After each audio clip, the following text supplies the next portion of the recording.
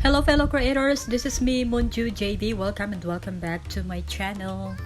Today, pag-uusapan po natin kung paano mag-add ng trailer sa video. I-request po ng napakabait at napakaganda nating Tita Eman channel. Mega loud shoutout po sis Tita Eman and thank you for suggesting this topic. Bago po tayo makapag-add ng trailer, kailangan muna nating malaman kung paano ba ang tamang pag-upload ng video. So, sa video na to, isi-share ko po sa inyo kung paano ang tamang pag-upload ng video, paano mag-setup ng Premiere, at paano mag-add ng trailer. Pero bago po ang lahat, pa-like naman po, pa-share, and pa-subscribe kung hindi pa kayo nakakapag-subscribe. And i-hit nyo na rin po ang notification bell para updated po kayo sa mga video ko kagaya nito. Ang tamang paraan sa pag-upload ng video para makita kung merong copyrighted music or materials ang video natin, dapat sa YouTube Studio tayo nag-upload. Without further ado, punta na tayo sa YouTube Studio.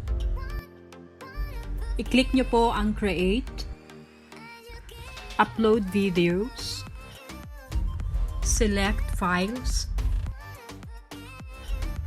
Pili po kayo ng video na i-upload nyo from your gallery or files. I-click nyo po ang Add at hintayin ma-process. Habang hinihintay nyo ma-upload ang video nyo, pwede kayong mag-add ng details. Maglagay po kayo ng title, mas maganda po ay catchy ang title nyo. Maglagay din kayo ng description or i-describe nyo ang video nyo kahit short sentence lang para alam ni YouTube kung ano ang video mo. At pwede po kayong maglagay sa description ng keywords, timestamps, and social media links. Next is thumbnail. Mas maganda po kung naglalagay kayo ng thumbnail. At maganda po kung compelling or nagmamatch ang title and thumbnails mo kasi isa po sa mga pinaka-importanting bagay ay ang title, thumbnails, and topic para tumaas po ang clicks or click-through rate and views ng video mo. So, i-click nyo lang po ang upload file and i-drag nyo po ang thumbnail na gagamitin nyo. Playlist. So, kapag meron po kayong playlist, pwede kayong mag-organize ng video at madali para sa mga viewers nyo na makita yung mga video na gusto nila. At maganda po kung may playlist para tumaas po ang watch time. Sa audience, kailangan nating iset kung made or not made for kids ang video natin. So kung ang video mo is intended for kids, ilagay nyo po yes, it's made for kids in compliance with COPPA or Children's Online Privacy Protection Act. Age restriction. So, kung meron ka pong mga content na for adult or for over 18 years old, i-click mo po ang yes and no kung for general viewers ang video mo. Sa paid promotion, i-check nyo po ang box kung meron kayong product placement or endorsement. Altered content. Ito naman yung bagong update ni YouTube and it has to do with AI-generated content. Or halimbawa, ipinapakita si Donald Trump na nagsasalita at meron siyang ginagawa pero hindi naman siya ang nagsasabi or gumagawa nito.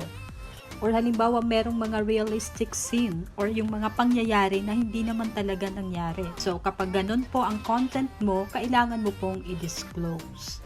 So i-click mo po ang yes and no naman po kapag hindi ganun ang content mo. Automatic chapters. So, kung nakagawa po kayo ng timestamps codes or time codes, i-check nyo po ang box. Featured places. Kapag tinurn on mo po or chinek mo, dito po mai-explore ng mga viewers mo ang featured places sa video mo, gaya po ng resort or shop. Automatic concept. Dito naman po malalaman ng mga viewers ang unfamiliar terms. So, kailangan po natin itong i-check. Tags. Kinlarify po ni YouTube na wala namang ganong papel ang tags sa mga video natin. Pero po, bilang small YouTuber or yung mga kakasimula pa lang, maganda pong maglagay tayo ng tags para ma-rank po ni YouTube ang mga video natin. And pwede po tayong maglagay up to 500 keywords.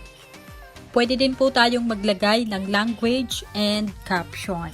At pwede ka rin maglagay ng recording date and location ng video mo. licensed and distribution. Kapag po naka-standard YouTube license, ibig sabihin po, pinoprotektahan ang video mo na hindi ma-re-upload ng iba. Kapag naman po naka-Creative Commons Attribution, ibig sabihin inaalaw mo yung iba na gamitin ang video mo, i-reuse or i-re-upload nila. Allow embedding. Kapag chinek mo naman po ito, pwedeng gamitin ng iba ang link mo at ilagay sa middle part ng video nila. Pero kapag in-uncheck mo naman, hindi nila magagamit ang link ng video mo.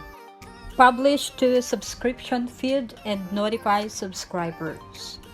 Kapag chinek mo naman to, matutulungan ka po ng mga loyal subscribers and viewers mo na tumaas ang initial performance ng video mo.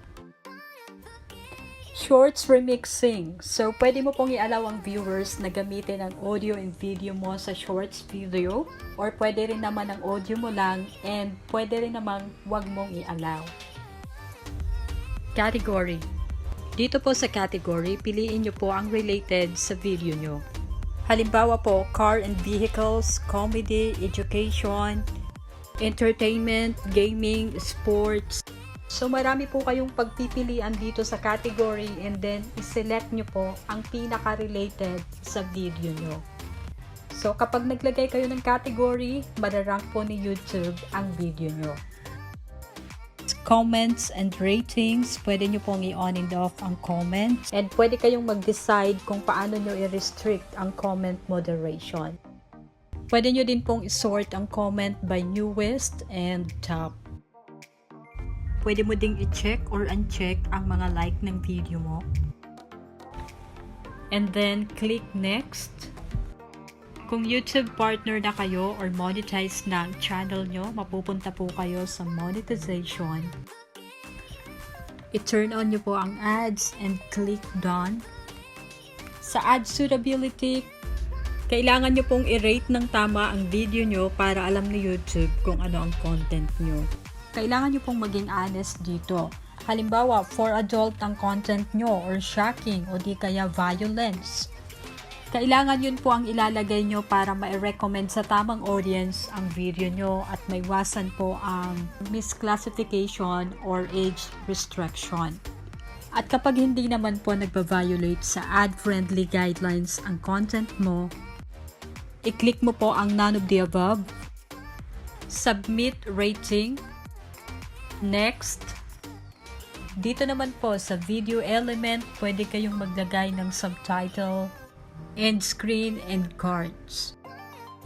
Kapag meron po kayong end screen, pwede po kayong mag-promote ng mga video, playlist, at encourage po ang viewers na mag-subscribe sa channel mo. Halimbawa, mag-add tayo ng end screen. Pwede nyo pong i-click ang ad kung gusto nyong maglagay ng ibang video. I-click natin ang import from video.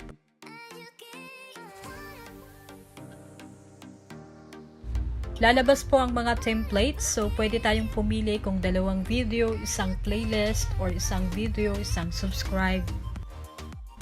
Piliin natin itong template na one video, one subscribe.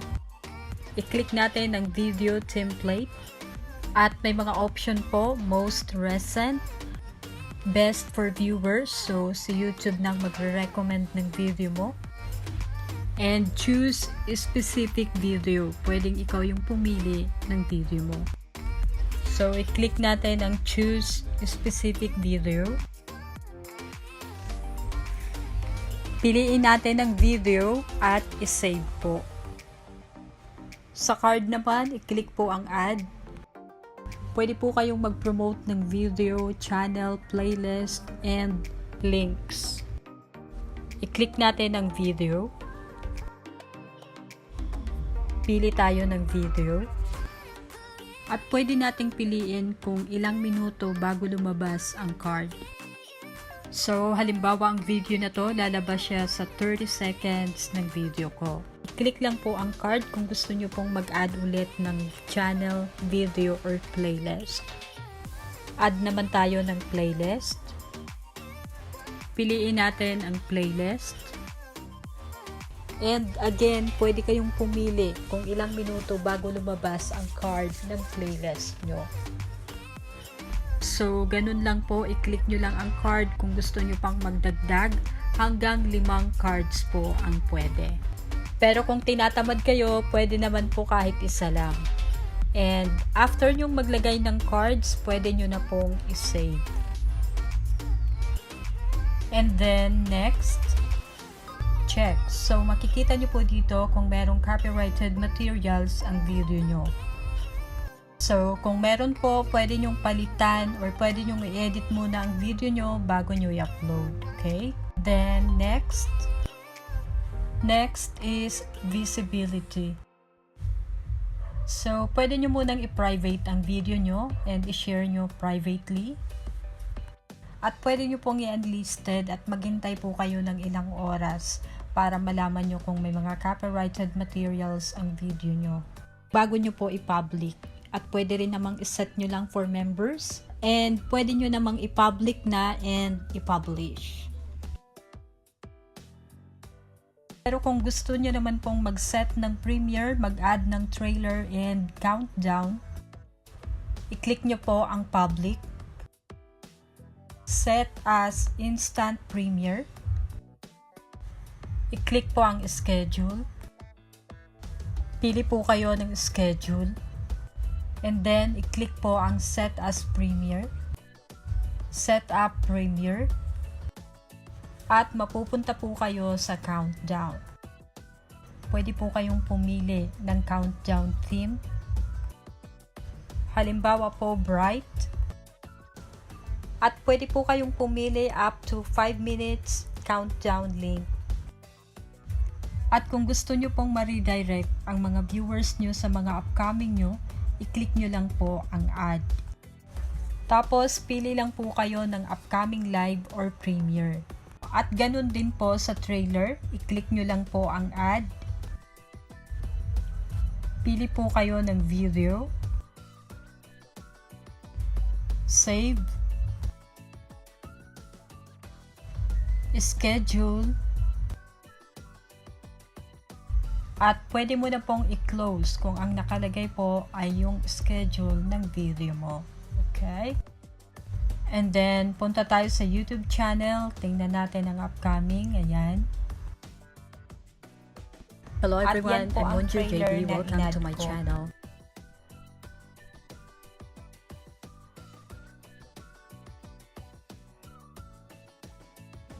At halimbawa po, nag-upload kayo sa YouTube app ng Premiere at hindi kayo nakapag-add ng trailer, pwede pa rin kayong mag-add. Punta kayo sa YouTube Studio. Piliin nyo yung upcoming premiere nyo na in-upload nyo sa YouTube app. I-click ang video, ang pen sign. I-click nyo lang ang pen sign. Pwede kayong maglagay ng end screen, card, and subtitles. So, pwede nyo pong pindutin yan. Halimbawa naman, gusto nyo lang maglagay ng countdown and trailer. I-click nyo po ang edit premiere. At pwede na po kayong maglagay ng countdown, ng timer. At pwede nyo na pong i-add ang upcoming live nyo and pwede kayong mag-add ng trailer. And then, i-save nyo na po. At makikita nyo na po ang update sa YouTube app nyo. That's all for today. I hope you found this video helpful. If you want to ask questions and offer suggestions, feel free to do so. Thank you for watching. God bless.